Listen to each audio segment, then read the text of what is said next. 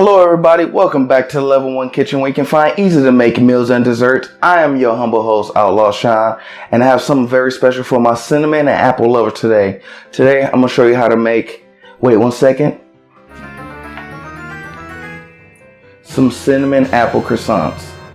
Now for this you're going to need your apples, your croissants, some egg whites, cinnamon, and sugar. So let's get into it. Okay, to start, you're going to want to wash and peel them apples. They may have a little dirt on them from buying them from the store, but that's okay. Then cut them into wedges, cut in the size to give you a better shape.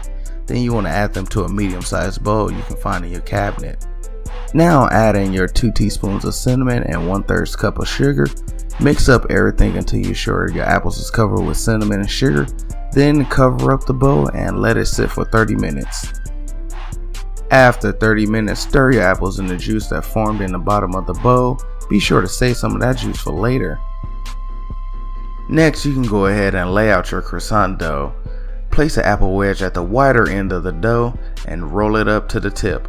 And you can place it on a sheet pan lined with parchment paper.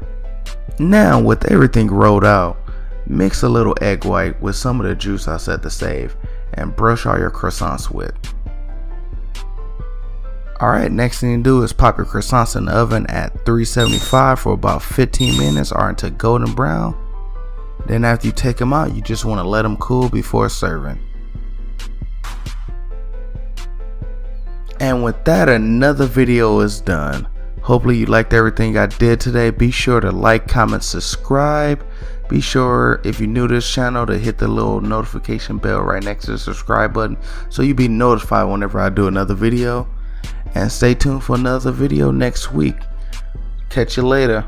Bye.